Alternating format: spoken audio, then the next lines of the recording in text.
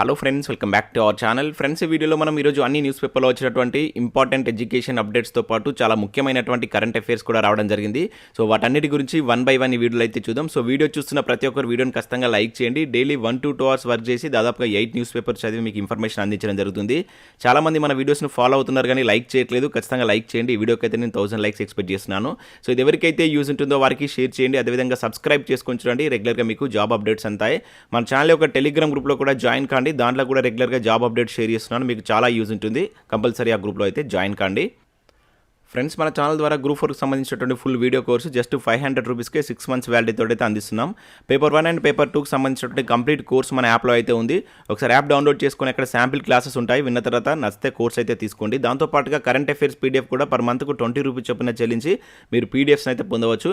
ఇంకా test series ఉన్నాయి. Indian politics సంబంధించిన టెస్ట్ సిరీస్ కావచ్చు, తెలంగాణ చరిత్రకు సంబంధించిన టెస్ట్ సిరీస్, తెలంగాణ ఉద్యమ చరిత్రకు సంబంధించిన టెస్ట్ సిరీస్తో పాటు జనరల్ సైన్స్ సంబంధించిన టెస్ట్ సిరీస్ కూడా ఉంది. దాంతోపాటుగా జనరల్ స్టడీస్కి సంబంధించి షార్ట్ హ్యాండ్ రైటింగ్ నోట్స్ కూడా ఉంది. వీటన్నిటికి సంబంధించిన శాంపిల్ టెస్టులు, శాంపిల్ పీడిఎఫ్స్ మన యాప్లో ఉంటాయి.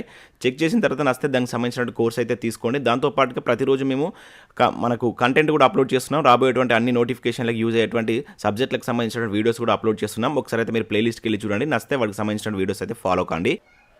ఫ్రెండ్స్, ఈరోజు న్యూస్ పేపర్లో వచ్చినట్టు అప్డేట్స్ కనుక చూసినట్టయితే మనకు ఫస్ట్ అప్డేట్ వచ్చేసి పక్కా ప్లానింగ్తో వార్డెన్ అని చెప్పేసి మనకు వెలుగు సక్సెస్ న్యూస్ పేపర్లో ఒక మంచి ఆర్టికల్ అయితే చూడవచ్చు. సో మనకు రీసెంట్గా సంక్షేమ శాఖల్లో 581 పోస్టుల భర్తీకి TSPSC అయితే నోటిఫికేషన్ రిలీజ్ చేసింది. సో దీనికి సంబంధించి ఏ విధంగా ప్రిపేర్ కావాలంటే ఇక్కడ ఒక మంచి ఆర్టికల్ అయితే ఇవ్వడం జరిగింది.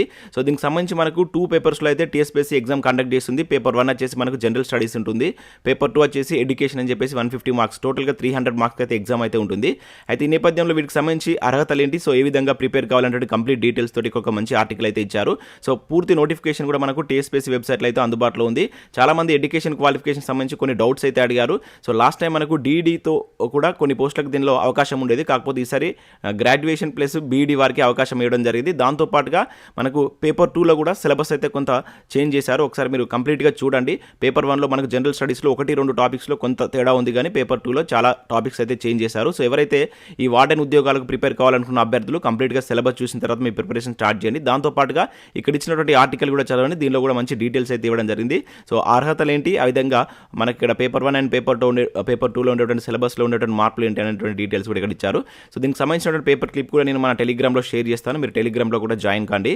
సో నెక్స్ట్ దానికి సంబంధించి నిన్నటి న్యూస్ పేపర్లో కూడా చూడవచ్చు. మనం ఇక్కడ సంక్షేమ శాఖల్లో 581 వార్డెన్ పోస్టులకు ప్రకటన అని చెప్పేసి ఆ పోస్టుల వివరాలు కూడా ఇచ్చారు. సో పూర్తి నోటిఫికేషన్ మీకు TSPSC వెబ్సైట్లో అందుబాటులో ఉంది. ఒకసారి అయితే చెక్ చేయండి. సో నెక్స్ట్ అప్డేట్ కనుక చూసినట్లయితే పోలీస్ నియామక దేహదారుణ పరీక్షలో అవకతవకలను నివారించండి అంటూ ఇక్కడ ఒక అప్డేట్ మనం చూడవచ్చు. DYFI అని చెప్పేసి ఇక్కడ ఇచ్చారు.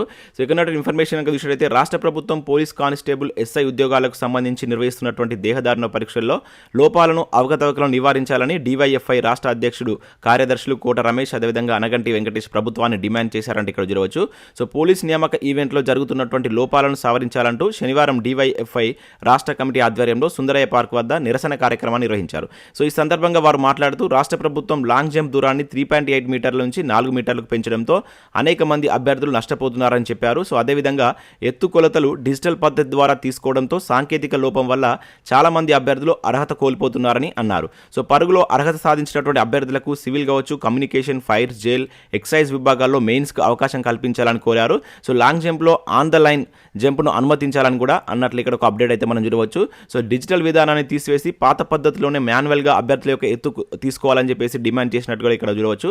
సో దీనికి సంబంధించి మనకు నిన్నటి న్యూస్ పేపర్లో కూడా అప్డేట్ అయితే ఇవ్వడం జరిగింది. యాక్చువల్గా నేను నిన్నటి అప్డేట్స్ అయితే చేయలేదు, అందుకని నిన్నటి కూడా కొన్ని దీనిలో అయితే కవర్ చేయడం జరుగుతుంది. సో అర్థం చేసుకోగలరు. సో ఇక్కడ చూసినట్లయితే నోటిఫికేషన్ భిన్నంగా దేహదారుణ పరీక్షలు అని చెప్పేసి ఇక్కడ చూడవచ్చు. పోలీస్ టెస్ట్లో లోపాలను సవరించండి, ముఖ్యమంత్రి కేసీఆర్కు బండి సంజయ్ లేఖ అని చెప్పేసి నిన్నటి న్యూస్ పేపర్లో కూడా మనకి పోలీస్ జాబ్ సంబంధించిన అప్డేట్స్ అయితే రావడం జరిగింది. సో ముఖ్యంగా కొన్ని ఈవెంట్స్లో కొన్ని మార్పులు తీసుకురావాలని చెప్పేసి ప్రభుత్వాన్ని అయితే ప్రతిరోజు డిమాండ్ చేస్తున్నట్లుగా మనకు పలు న్యూస్ పేపర్లో వార్తలు అయితే వస్తున్నాయి. సో నెక్స్ట్ మరొక అప్డేట్ కనుక ఇక్కడ మనం చూసినట్లయితే 6400 పోస్టుల భర్తీకి ESIC కసరత్ అని చెప్పేసి ఇక్కడ ఇవ్వడం జరిగింది. వివిధ విభాగాల్లో ఉన్నటువంటి 6400 పోస్టులను భర్తీ చేసేందుకు ఎంప్లాయ్మెంట్ స్టేట్ ఇన్సూరెన్స్ కార్పొరేషన్ కసరత్తు చేస్తుందంటూ సో కేంద్ర మంత్రి భూపేంద్ర యాదవ్ తెలిపారు. సో ఇందులో మనకు 2000కు పైగా డాక్టర్లు, టీచర్లు ఖాళీగా ఉన్నాయని చెప్పేసి పేర్కొనడం జరిగింది. పారామెడికల్ ఉద్యోగాల కోసం కార్మికులకు నైపుణ్య ఆధారిత శిక్షణ ఇవ్వాలని చెప్పేసి కూడా డిసైడ్ చేసినట్లు ఇక్కడ ఒక అప్డేట్ అయితే మనం వే2 న్యూస్లో అయితే చూడవచ్చు. సో నెక్స్ట్ అప్డేట్ చూసినట్లయితే ఇక్కడ పోలీస్ ఈవెంట్స్లో పోటీ పడుతూ వారంలో 3 మృతి అంటూ వెలుగు న్యూస్ పేపర్లో ఒక అప్డేట్ ఇక్కడ మనం చూడవచ్చు. రన్నింగ్ తర్వాత కుప్పకూలిన భూపాలపల్లి జిల్లావాసి Mahesh, running, long jump, shot put target పెంచిన సర్కార్ 3 ఈవెంట్స్లో క్వాలిఫై అయితేనే మెయిన్స్కు. సో ఈవెంట్స్ మధ్య రెస్ట్ ఇస్తలే, రన్నింగ్ తర్వాత 15 నిమిషాల్లోనే లాంగ్ జంప్ అంటే ఇక్కడ ఒక అప్డేట్ చూడవచ్చు. సో ఇన్ఫర్మేషన్ విషయంలో అయితే పోలీసు ఉద్యోగాల కోసం సర్కార్ నిర్వహిస్తున్నటువంటి ఈవెంట్స్ యువత ప్రాణాలు బలి తీసుకుంటున్నాయి. సో వారం రోజుల్లో 3 యువకులు చనిపోయారు. Running, long jump, shot put target పెంచడం, ఈవెంట్స్ మధ్య రెస్ట్ తీసుకునేందుకు గ్యాప్ ఎక్కువగా ఇవ్వకపోవడం యువత ప్రాణాల మీదకి వస్తుందని చెప్పేసి ఇక్కడ ఇచ్చారు. సో 1600 మీటర్ రన్నింగ్లో క్వాలిఫై అయిన 15 నిమిషాల్లోనే లాంగ్ జంప్ నిర్వహిస్తున్నారు. సో గతంలో 5 ఈవెంట్స్లో కనీసం 3 క్వాలిఫై అయితే మెయిన్స్ పరీక్షకు అర్హత సాధించేవాళ్ళు. అయితే కేసీఆర్ సర్కార్ ఈ ఈవెంట్స్ను సంఖ్యను 3కి తగ్గించింది. కానీ అన్నింటిలోనూ క్వాలిఫై కావాలనే రూల్ తీసుకొచ్చిందంటే ఇక్కడ చూడవచ్చు. సో ఈ నిబంధన యువత ఒత్తిడికి గురి చేస్తుంది. సో ఇప్పుడు మిస్ అయితే భవిష్యత్తులో ఉద్యోగం వస్తుందో రాదో అనేటువంటి ఆందోళనతో ఈవెంట్స్ను అటెంప్ట్ చేస్తూ అస్వస్థతకు లోనవుతున్న వాళ్ళ సంఖ్య పెరుగుతుంది. సో కొందరు కోలుకుంటుండగా మరికొందరు ప్రాణాలు కోల్పోతున్నారంటే ఇక్కడ ఒక అప్డేట్ అయితే మనం చూడవచ్చు. సో కఠినంగా ఈవెంట్స్ అని చెప్పేసి ఇక్కడ ఇవ్వడం జరిగింది. సో మన ఈవెంట్స్ సంబంధించి ఇంతకుముందు కూడా చూసాం. సో చాలామంది అంటే దాదాపుగా ఈ వారంలోనే 3 చనిపోయినట్టు ఇక్కడ అయితే ఒక వార్త అయితే రావడం జరిగింది. సో చాలా జాగ్రత్తగా చేయండి. ఆల్రెడీ మీకు నేను ప్రీవియస్లో కూడా చెప్పాను, మీ బాడీ మీకు అనుకూలిస్తేనే మీరు ఈవెంట్స్కి వెళ్ళండి. సో అక్కడ కూడా మీ పొజిషన్ మీకు తెలుస్తుంది కనుక. సో ఎక్కువగా టెన్షన్ తోటి కనుక రన్ చేసినట్లయితే తర్వాత ఇటువంటి ఎఫెక్ట్ వచ్చేటువంటి ఛాన్స్ ఉంటుంది. సో మీ ఫ్యామిలీ ఉంది, జాగ్రత్తగా చూసి మీ బాడీ సహకరిస్తేనే ఈవెంట్స్కి వెళ్ళండి. లేదంటే ఇది కాకుంటే మనకు చాలా నోటిఫికేషన్స్ వస్తున్నాయి. మీరు మంచి కాన్సన్ట్రేట్ చేసి మంచిగా చదివినట్లయితే కంపల్సరీ మీరు సక్సెస్ అవుతారు. సో అది గుర్తుంచుకోండి. సో నెక్స్ట్ ఇక్కడ విషయం అయితే రైల్వేలో 3,11,000 గెజిటెడ్, నాన్ గెజిటెడ్ పోస్టులు ఖాళీ అంటూ ఒక అప్డేట్ ఇక్కడ మనం చూడవచ్చు. సో మనకు రైల్వేలో 3,11,521 గెజిటెడ్, నాన్ గెజిటెడ్ పోస్టులు ఖాళీగా ఉన్నాయని చెప్పేసి కేంద్ర రైల్వే మంత్రి అశ్విని వైష్ణవ్ తెలిపారు. సో రాజ్యసభలో ఒక ప్రశ్నకు కేంద్ర మంత్రి లిఖితపూర్వక సమాధానం ఇచ్చారంటే ఇక్కడైతే చూడవచ్చు. సో రైల్వేలో మనకు భారీగా ఖాళీలు ఉన్నాయని చెప్పేసి ఇటీవల కాలంలో మనం చాలా న్యూస్ అయితే చూసాం. సో మరొకసారి ఇక్కడ మనకు రాజ్యసభలో జరిగినటువంటి ఒక ప్రశ్నకు సమాధానంగా మనకు దానికి సంబంధించినటువంటి మినిస్టర్ ఇక్కడ ఇన్ని ఖాళీలు ఉన్నట్లయితే చెప్పడం జరిగింది. సో దీనిలో మనకు గెజిటెడ్, నాన్ గెజిటెడ్ విభాగాల్లో ఈ పోస్టులు ఉన్నట్టు ఇక్కడ చూడవచ్చు. సో రైల్వేలో కనుక చూసుకుంటే 2,92,840 పోస్టులు ఖాళీ, అంటే ఇది నాన్ గెజిటెడ్ విభాగంలో చూసినట్లయితే. సో మరి వీటికి సంబంధించి ఎప్పుడు నోటిఫికేషన్ ఇస్తారనేది ఇప్పటివరకు అయితే మనకు కేంద్ర ప్రభుత్వం అయితే క్లారిటీ ఇవ్వలేదు. సో ఇవి మనకు వివిధ న్యూస్ పేపర్లో వచ్చినటువంటి education updates. Next current affairs చూద్దాం. సో నిన్నటివి వాటికి కలిపి నేను మీకైతే కరెంట్ అఫేర్స్ అందించబోతున్నాను. చాలా ఇంపార్టెంట్ కరెంట్ అఫేర్స్ ఉన్నాయి. స్కిప్ చేయకుండా ఓపికగా ఎండ్ వరకు చూడండి. ఖచ్చితంగా లైక్ చేయండి. సో కొంత వర్క్ చేసి మీకు ఇన్ఫర్మేషన్ అందించడం జరుగుతుంది. చాలామంది ఫాలో అవుతున్నారు కానీ లైక్ చేయట్లేదు. సో ఇక్కడ మనం ఫస్ట్ కరెంట్ అఫేర్ చూద్దాం.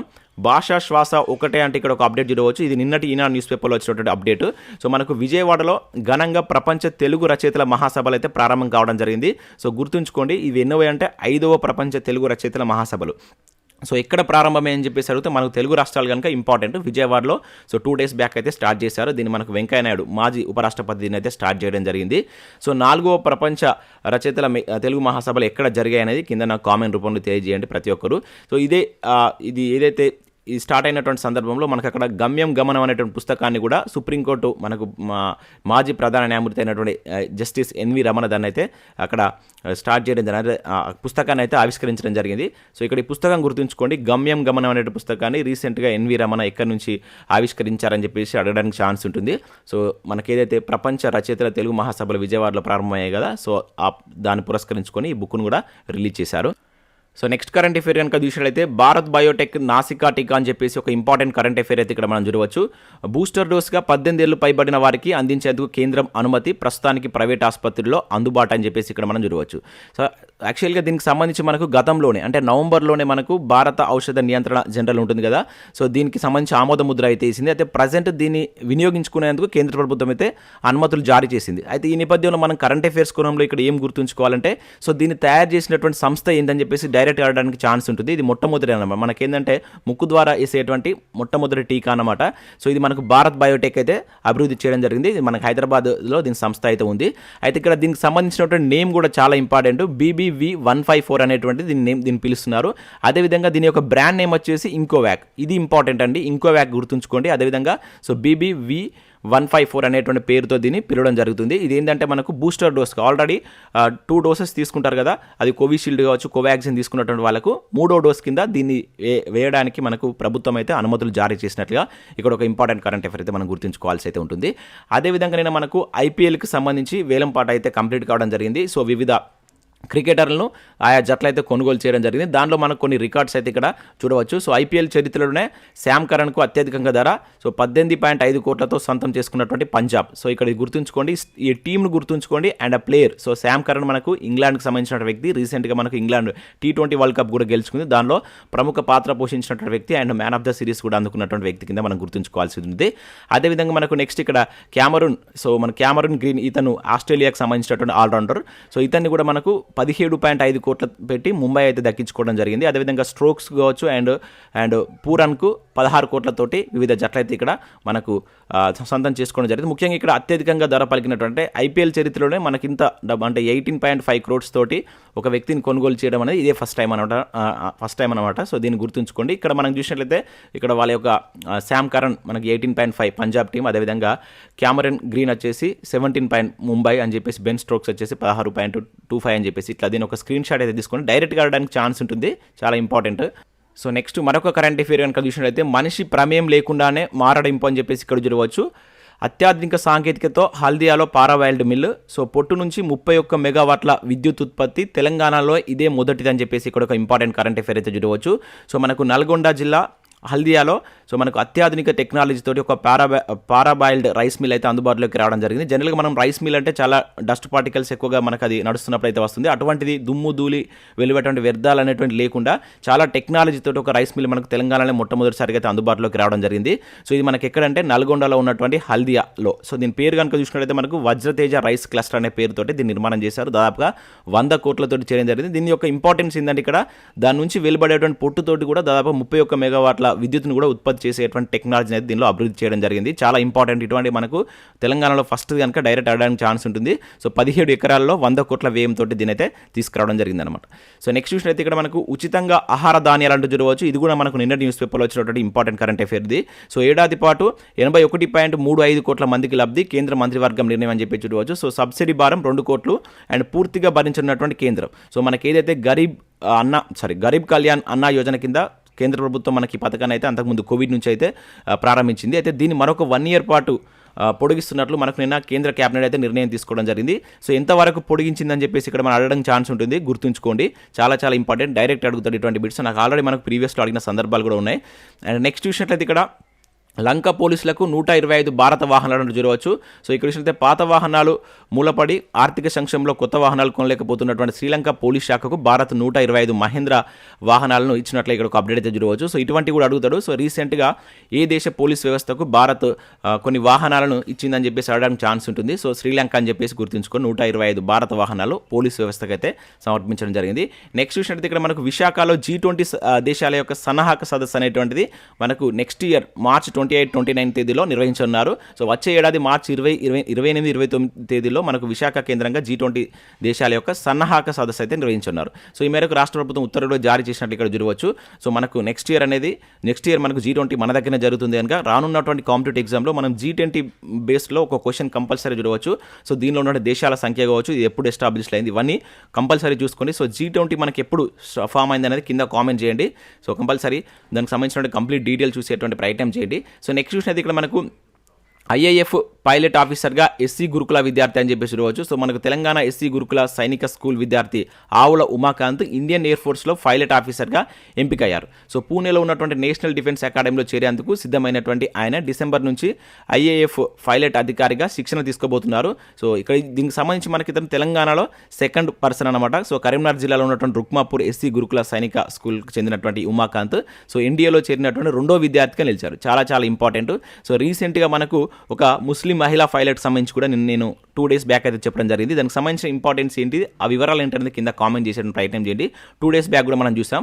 సో నెక్స్ట్ ఇక్కడ చూసినట్లయితే మనకు పూర్తి భారతీయ కంపెనీగా మారినటువంటి ఫోన్పే అంటే ఇక్కడ చూడవచ్చు. సో నెక్స్ట్ కరెంట్ అఫేర్ చూసినట్లయితే ఇక్కడ పూర్తి భారతీయ కంపెనీగా మారిన ఫోన్పే అంటే ఒక ఇంపార్టెంట్ కరెంట్ అఫేర్ చూడవచ్చు. సో మనకు వాల్మార్ట్ నేతృత్వంలోని ఫ్లిప్కార్ట్ తన ఆధ్వర్యంలోని ఫోన్పే యాజమాన్య విభజనను పూర్తి చేసింది. అయితే మనకు 2016లో దీని అయితే అది కొనుగోలు చేయడం జరిగింది. దానికి సంబంధించిన విభజన అనేది పూర్తి అయింది. సో ఇప్పుడు ప్రజెంట్ మనకు ఫోన్పే అనేది పూర్తి భారతీయ కంపెనీగా అయితే మారింది. ఇంపార్టెంట్, ఇటువంటి మనకు అడగడానికి ఛాన్స్ ఉంది, డైరెక్ట్గా అడుగుతారు కనుక. సో ఏ కంపెనీ ఏంటని అడుగుతారు. సో అంతకుముందు ఇది వాల్మార్ట్తో ఉండేది, 2016లో వీళ్ళైతే టైప్ కావడం జరిగింది. సో ఈ విభజన అనేది పూర్తయింది. ఇప్పుడు ప్రజెంట్ మనకు ఫోన్పే అనేది పూర్తి భారతీయ కంపెనీగా నిలవబోతుంది. సో నెక్స్ట్ విషయం అయితే మనకు రైతు కుటుంబంపై తలసరి అప్పు 1,52,113 అని చెప్పేసి చూడవచ్చు. 5వ స్థానంలో తెలంగాణ, ఏపీ రూపాయలు 245 లక్షలు దేశంలోనే ప్రథమ స్థానం అని చెప్పేసి ఇక్కడ మనం చూడవచ్చు. సో మనకు తలసరి రుణభారంలో ఆంధ్రప్రదేశ్ రైతులు దేశంలోనే తొలి స్థానంలో నిలిచారు. ఇక్కడ గుర్తుంచుకోవాల్సిన రుణభారం అండి, ఇది చాలా ఇంపార్టెంట్. అదేవిధంగా రాష్ట్రంలో ప్రతి రైతు కుటుంబం పైన దాదాపుగా 2,45,554 అప్పు ఉన్నట్లు కేంద్ర వ్యవసాయ శాఖ మంత్రి నరేంద్ర సింగ్ తోమర్ ప్రకటించడం జరిగింది. ఇది మనకు అఫీషియల్గా వచ్చినటువంటి డేటా. సో ఈ డేటాలో మనకు తెలంగాణ అనేది 7th ప్లేస్లో ఉంది. ఓకేనా, జనవరి సెప్టెంబర్ మధ్య కాలంలో వచ్చినటువంటి విదేశీ ప్రత్యక్ష పెట్టుబడులకు సంబంధించి కూడా దీనిలో ఒక అప్డేట్. ఇక్కడ ఈ 7th ప్లేస్ అనేటువంటిది FDIలో ఉంది. సో ఇక్కడ మనకు ఏది తలసరి అప్పు విభాగంలో తెలంగాణ 5వ స్థానంలో ఉంది. సో ఇక్కడ FDIకి సంబంధించి 7వ స్థానంలో ఉందన్నమాట. అది జనవరి నుంచి సెప్టెంబర్ మధ్య కాలంలో వచ్చినటువంటి విదేశీ పెట్టుబడులు ఉంటాయి కదా, సో FDI అంటాం కదా. సో వాటికి సంబంధించి మనకు తెలంగాణ 7వ స్థానంలో ఉండగా ఆంధ్రప్రదేశ్ 10వ స్థానంలో ఉంది. ఇది మనకు రీసెంట్గా మనకు ఏదైతే పార్లమెంట్లో వెలువరిచినటువంటి ఒక అఫీషియల్ డేటా కింద అయితే గుర్తుంచుకోవాల్సి అయితే ఉంటుంది. సో నెక్స్ట్ విషయం అయితే ఇక్కడ మనకు సామాజిక ప్రగతి సూచిలో తమిళనాడు, కేరళ టాప్ అంటే ఇక్కడ చూడవచ్చు. అట్టడుగున అస్సాం, బీహార్, జార్ఖండ్. సో ఏపీకి 23వ ర్యాంకు, తెలంగాణకు 26వ ర్యాంకు. సో ర్యాంకులు విడుదల చేసినటువంటి ప్రధానమంత్రి ఆర్థిక సహాయ మండలి అని చెప్పేసి ఇక్కడ మనం గుర్తుంచుకోవాల్సి ఉంటుంది. సో సామాజిక ప్రగతి సూచి, సో డైరెక్ట్గా మనం గుర్తుంచుకోవాల్సింది ఏంటంటే, సో మనకు ఫస్ట్ ప్లేస్లో ఏది ఉంది, తమిళనాడు, కేరళ. సో ప్రజెంట్ మన తెలంగాణ ప్లేస్ 26th, అదేవిధంగా ఏపీ 23rd అని చెప్పేసి గుర్తుంచుకోండి, చాలా ఇంపార్టెంట్ సూచి ఇది. సో నెక్స్ట్ కరెంట్ అఫేర్ కనుక చూసినట్టయితే మనకు గ్లోబల్ సూచీల్లో దిగజారిన భారత్ అని చెప్పేసి ఇక్కడ చూడవచ్చు. సో మనకు ఈ ఇయర్లో వచ్చినటువంటి వివిధ సూచీలను ఒకటే దగ్గర మనకు ఈరోజు దిశ న్యూస్ పేపర్లో అయితే ఒక మంచి ఆర్టికల్ అయితే ఇచ్చారు. సో ఇక్కడ చూసినట్టయితే గత ఏడాదితో పోలిస్తే అన్ని ఇండెక్స్లోనూ వెనుకబాటు. సో ఆకలి సూచీలో 121 దేశాల్లో 107వ ర్యాంకు అండ్ జెండర్ గ్యాప్లో 135వ స్థానానికి పతనం అని చెప్పి చూడవచ్చు. సో ఇక్కడ మనం చూసినట్లయితే గ్లోబల్ హంగర్ ఇండెక్స్లో కనుక చూసినట్లయితే మనకు భారతదేశం 107వ స్థానంలో నిలిచింది. ఇది ఆల్రెడీ మనం ప్రీవియస్లో చూసాం. సో గత సంవత్సరం 101 ఉంటే ఇప్పుడు 107. సో ఇది గుర్తుంచుకున్నాం. అదేవిధంగా వరల్డ్ ప్రెస్ ఫ్రీడమ్ ఇండెక్స్లో కనుక చూసినట్లయితే సో ఈ సూచి ప్రకారం 180 దేశాల్లో భారత్ 150వ స్థానంలో నిలిచింది. ఇది ప్రెస్ ఫ్రీడమ్ ఇండెక్స్, ఇది కూడా గుర్తుంచుకుని. ఇంకా అదేవిధంగా వరల్డ్ హ్యాపీనెస్ ఇండెక్స్లో కనుక చూసినట్లయితే 2021లో 139గా ఉండగా ప్రస్తుతం 136 ఇది హ్యాపీనెస్ ఇండెక్స్లో భారత్ 136వ స్థానం. అదేవిధంగా గ్లోబల్ జెండర్ గ్యాప్ ఇండెక్స్ కనుక చూసినట్లయితే 146 దేశాల్లో దీన్ని చేయగా 130 స్థానంలో మన భారత్ నిలిచింది. దాంతోపాటుగా నెక్స్ట్ ఇక్కడ global multi dimensional poverty index కనుక చూసినట్లయితే సో దీనిలో మనకు అంటే 2022లో మనకు ప్రపంచ దారిద్ర్య సూచి 2022 యూడైస్ నేషనల్ డెవలప్మెంట్ ప్రోగ్రామ్ అయితే రిలీజ్ చేయడం జరిగింది. సో దీనికి సంబంధించి కూడా ఇక్కడ మనకు అక్కడ ర్యాంక్ ఇవ్వలేదు, కానీ మన భారతదేశ పరిస్థితి ఏ విధంగా ఉందని చెప్పేసి కూడా ఇక్కడ మనకు చూడవచ్చు. అంటే దాదాపు 16% పడిపోయినట్లు, అంటే 2021కి 22కు మధ్య కనుక చూసుకుంటే 16% పడిపోయినట్లే ఇక్కడ మనకు అయితే చూడవచ్చు. సో ఇవి వివిధ నివేదికలకు సంబంధించి అయితే ఇచ్చారు. సో ఇవి మనకు వివిధ న్యూస్ పేపర్ వచ్చినటువంటి ఇంపార్టెంట్ ఎడ్యుకేషన్ అప్డేట్స్ అండ్ అదేవిధంగా కరెంట్ అఫేర్స్. ఎక్కువ కరెంట్ అఫేర్స్ నిన్నటి ఇవాటి చెప్పడం వల్ల వీడియో లెంత్ అయింది, అర్థం చేసుకుంటారు అనుకుంటున్నాను. వీడియో లైక్ చేసి మీ మిత్రులకైతే షేర్ చేయండి. Thanks for watching. Thank you everyone.